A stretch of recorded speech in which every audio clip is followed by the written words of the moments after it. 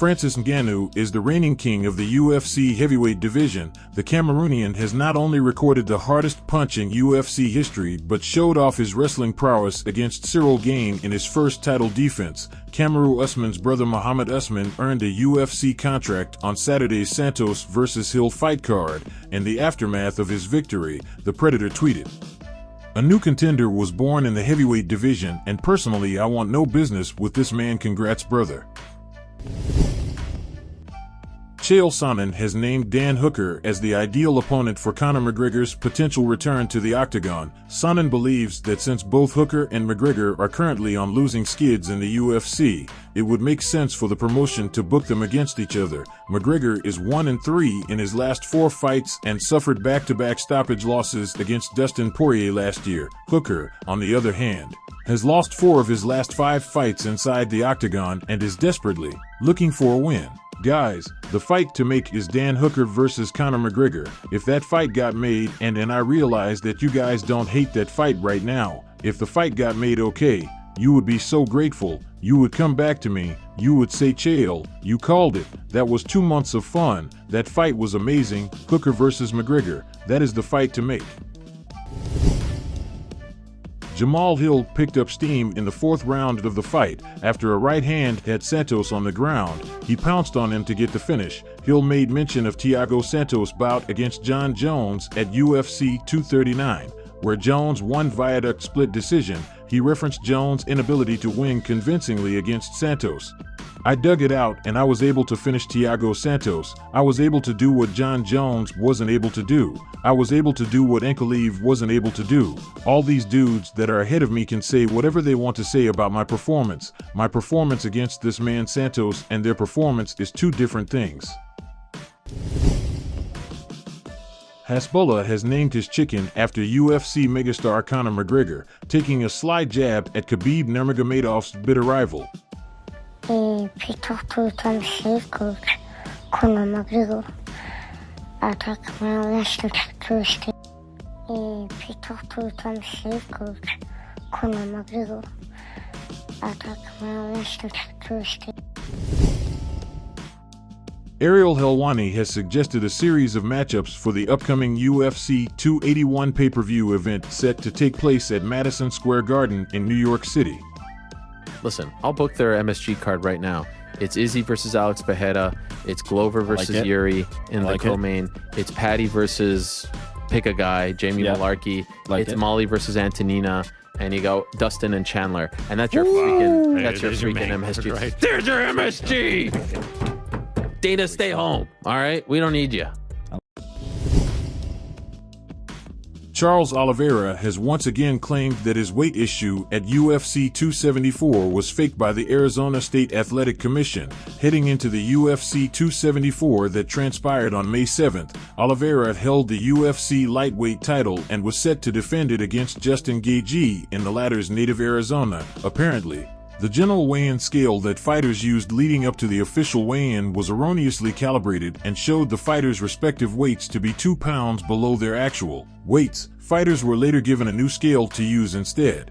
I've said it 1,000 times, and I'll say it again.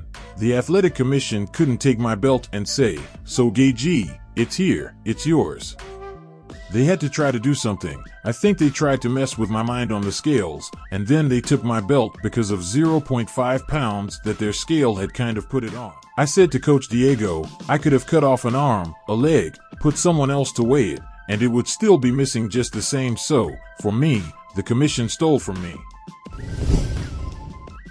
Jahmall Hill recently shared his take on Kamaru Usman's potential move up to the light heavyweight division of the UFC. The considerable difference between the size of welterweights and light heavyweights could be the basis of Hill's analogy.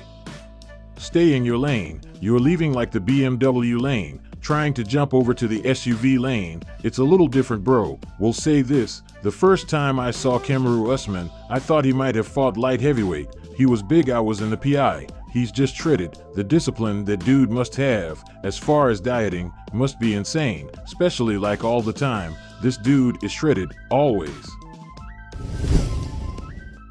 Jahmall Hill has been involved in a Twitter exchange with Sean O'Malley after proclaiming to be the most successful fighter to come out of Dana White's Contender series. The reason why Sean O'Malley is actually really popular like that, he got a leg up from the start. He had Snoop Dogg commentating his first fight on Contender series. You had Dana, who believed in you and he wanted to give you that push. So yeah, a lot of things working in his favor. Like me, I got to work for it. I got to work for everything. I've been working hard. I've been getting everything that I got out of the mud.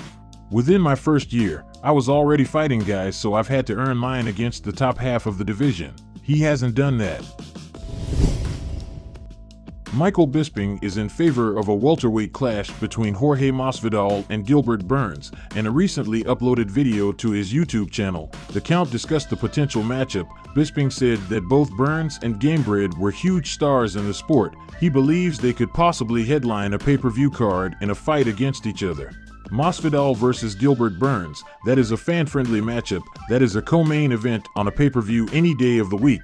That is a main event on any fight night in the world. Hey, even a main event on a pay-per-view. They're both absolutely massive stars.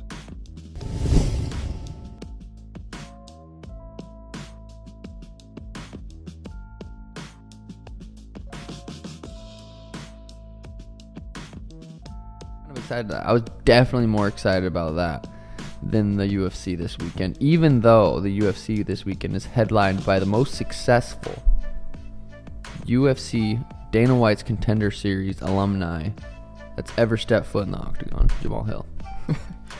He tweeted that. But I was thinking, I tweeted at something back, but I never went and looked back. I said, well, because he tweeted, let's find it. He said, do you want to know his reply?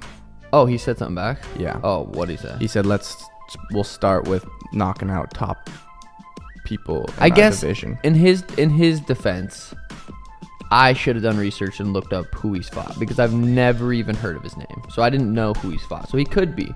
He had just KO. I think he's coming off a KO win against Johnny Walker. Oh, see, that's pretty impressive. Even though Johnny Walker's like on a little. Let me see.